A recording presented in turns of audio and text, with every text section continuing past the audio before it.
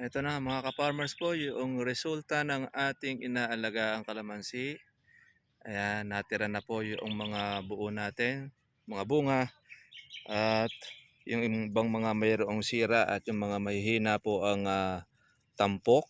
Sila naman po mga katribya po yung mga malalagas. Kaya kaya yung pong mga bilog ang maiiwan. Ganyan po sa kalamansi. Yung mga kopildong, yun naman po ngayon ang matitira o yung nang malalaglag sa ilalim. Yan, dito natin maaabangan yung ibang mga mesira dyan. Kapag ka po tayo mga ka-farmers po ay magtutubig, yan, maglulugas na yan.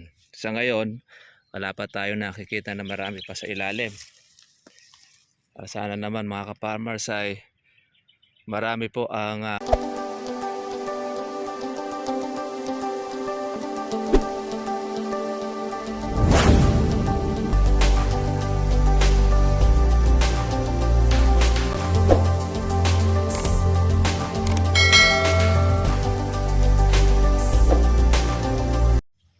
ito na mga ka-farmers po yung resulta ng ating inaalagang kalamansi. Ayan, natira na po yung mga buo natin, mga bunga at yung ibang mga mayroong sira at yung mga mahihina po ang tampok. Sila naman po mga katribya po yung mga malalagas. Kaya kaya yung pong mga bilog ang maiiwan. Ganyan po sa kalamansi. Yung mga kopildong, yun naman po ngayon ang matitira o yung nang malalaglag sa ilalim. Ayan, dito natin maaabangan yung ibang mga mesira dyan. Kapag ka po tayo mga ka-farmers po ay magtutubig, yan, maglulugas na yan. Sa ngayon, wala pa tayo nakikita na marami pa sa ilalim. Sana naman mga ka-farmers ay marami po ang matira nitong ating inaalagaan. Ayan. Dami naman po mga ka-farmers na buo eh. Pero hindi rin natin maiiwasan na mayroon talagang may sira. Dahil chargeable lang naman po itong ating ginagamit. Hindi naman po siya mga ka-farmers po na power spray. Kaya siyempre, lahat po noong nag-aabot ng ating pong spray, yun po ang magiging maayos ang bunga. Pero yung mga hindi po maaabot, yun naman po mga farmers po yung sisirain po ng mga insekto. Pero ganun pa man, ay malaki na rin po ang ating na menos na rito sa ating pag-aalaga. Compare po natin dun sa iba na power spray ang kanilang ginagamit pero nasira rin ang kanila pong mga bunga. Mas malaki po ang kanila pong gastos pagdating po sa pag-aalaga ng bunga ng kalamansi. Dahil hindi po mga ka-farmers biro po ang pag-aalaga nito. Lalo na po pagkalimbawa, bago-bago ka pa lang at hindi mo po alam ang iyo pong gagawin. Eh kadalasan, ang marami ng mga nagsisipag-alaga ng kalamansi ay failure. Sabihin ay nalalaglag ang mga bunga, lalo na kung wala pang alam sa larangan po ng kalamansi. Ay hindi naman po komo mga ka-farmers namuti na sa bulaklak, matutuwa na tayo. At dahil maraming bulaklak po ang kalamansi natin at saka po siya natagtag. Kapag lumaki na po yan, nakagaya po ng gasaresa at yung pong gamais, doon nyo na po makikita ang kalamansi ninyo kung yan ay buo or sira. Kapag po kopildong ang inyong pong bunga, automatic yon malalaglag sa lupa. Pero pagka buo, ay malaki po ang pag-asa mga ka-farmers na meron kang inaasahan na palalakihin. Aalagaan na lang po natin siya sa pamamagitan po ng ating tubig para hindi na lang po siya malagas or malaglag. Tapos ng ating pong foliar na ginagamit. Ayan.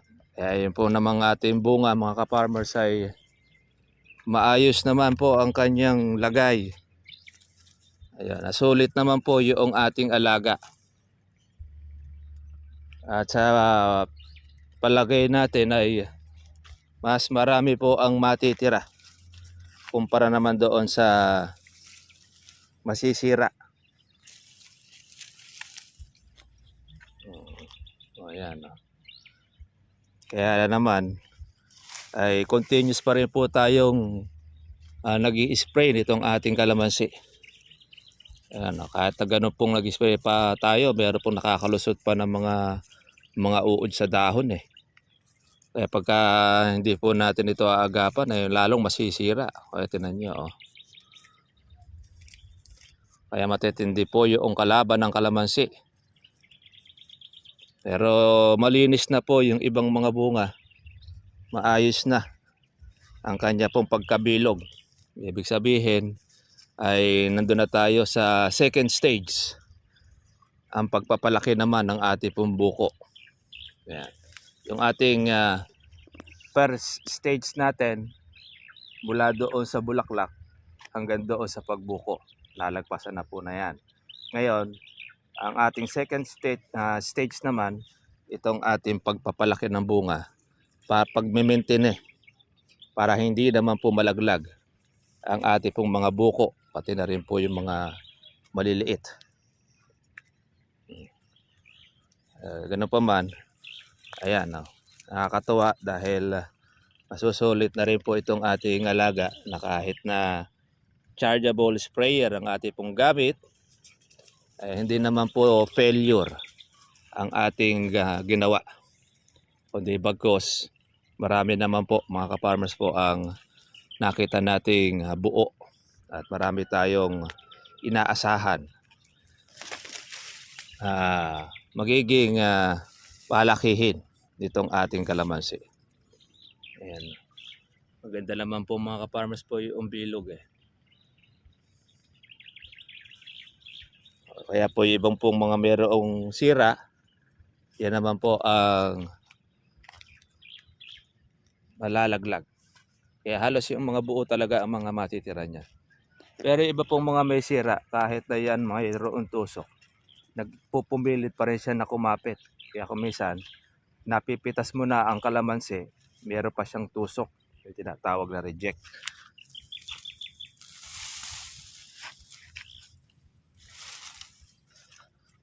Ay nako, lumobo na po mga ka-farmers po ang ating diesel. Puro po diesel po ang gamit natin sa pagpapatubig. Kaya naman ay nag-iiyakan ng ating po mga ka-farmers. Ang mga nagtutubig na taon pa sa panahon po ng Marso, saka po nitong Abril na singkad na pagpapatubig ang ating pong gagawin dahil matindi na po yung init mga katribya. Kaya mapipilitan tayo na weekly or every 10 days ang pagpapatubig po natin dahil po sa mainit na panahon. Yung kasagsagan mga ka-farmers ng init. Kaya marami po tayong mga pang deep well. Ang gandahan naman po ng ating kalamansi, meron naman po tayong mahahalaw pang suporta po sa ating patubig. Kaya lang, pag nagkasabay-sabay po ng tutok ng makina, ay obligadong merong maghihintay. Dahil yung ating ginagamit, halos the same, parehas lang. Ayan, naghihiraman po tayo ng aking magulang lalo doon sa pagtutok doon sa makina at saka sa ating hose. Kaya hintayan. So, ganun pa man, ang ating pong kalamansi ay continuous pa rin po ang kanyang pagbubulaklak. Kapag ka po siya ay natitigang,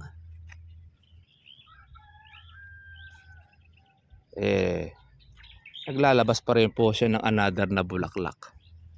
Kaya lang, syempre, ang dapat natin talaga susuportahan dyan, yung ating pong mga bukong mga maliliit.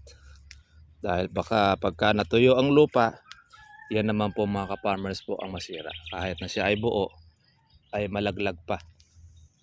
Kaya yan po yung ating target na ang goal ay wag malaglag yung mga buo nating bunga. Yung mga may sira na nalaglag, wala na tayong pag-asa doon. Hindi na natin siya maagapan, pero yung mga buko na ito na mga bilog na nakakapit pa, ayan, yan po ang ating goal na makapag stage siya, makalaki. Para noon, yan po ang magiging ani natin sa hinaharap. Yung atin naman pong mga pulutin, pampatubig naman po natin siya, maintenance, na hindi naman po na manggagaling na po sa ating bulsa yung ating pampapatubig sa kanya. Ayan, ang presyo po mga ka-farmers po ng ating kalamansi ay kahapon ay 1.9. Di natin alam kung magkano po ngayon. Maaaring nasa 1.8 or 1.9 pa rin ang presyo nito. Kaya importante dyan meron lang po tayo na napipitas. Para meron tayong pang-alaga. Kaya lumalaki na rin po yung mga bunga ng ating kalamansi. Kaya marami-rami rin po yung nakikita natin na magtutuloy. Yan. Ginamit na po natin dito yung sa taga-Candaba, yung foliar na kanyang ibinigay. Inispray na po natin dito sa ating kalamansi para po makatulong din po na pampakapit. At syempre yung ating organic fertilizer, patulong din yan na pampakapit ng ating bunga at pati na rin ng pampalaki. Lasaresa na mga ka-farmers. Kaya inaasahan po natin buwan po ng Mayo mapipitas itong ating kalamansi. Sana naman po ay medyo maganda pa ang presyo ng pang Mayo. Pero kung ano man po ang kanyang abutan na presyo, mababa man po o mataas, isang bagay lang po kailangan, pagpasalamat po natin sa taas. Dahil meron tayong na-harvest. Yung iba, kahit mababa ang kalamansi, wala naman silang ma-harvest, walang naani dahil nasira ang bunga ng kanilang kalamansi. Tayo, awa naman po ng Panginoon, okay naman po yung ating bunga. Kaya ipagpapasalamat po natin sa taas, ano man po ang maging presyo na abutan ng ating kalamansi. Kaya good news, maganda pong balita. Okay po ang ating alaga. Marami pong matitira. Yan.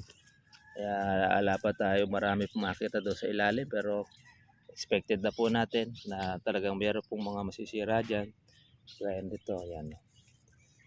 Yung mga tinamaan po ng mga kawan yan, mga insekto. Kaya pagkalipas po ng gamot natin, yan, sila naman po uli ang sumasalakay. Kaya, yon. Sige mga ka-farmers, dito na lang po ang ating pong vlog. Tuloy lang po ang monitor natin po sa presyo ng kalamansi. Tuloy lang din po yung monitor din natin doon sa bunga ng ating inaalagaan. Kung siya ba ay positibo or negatibo. Pero sa nakikita natin, maganda naman po ang kanya pong pagka-positibo dahil marami naman po siyang nagiging buo ng ating kalamansi. Sa ngayon, hindi pa po natin siya masyado pong mapapansin dahil maliliit pa ang bunga ng ating kalamansi. Pero pagkayaan ay lumaki na, nakikita rin naman natin, medyo marami rin po yan. Okay mga farmers, God bless po sa inyo lahat. Kita na po tayo po bukas para sa susunod po natin. Bye bye.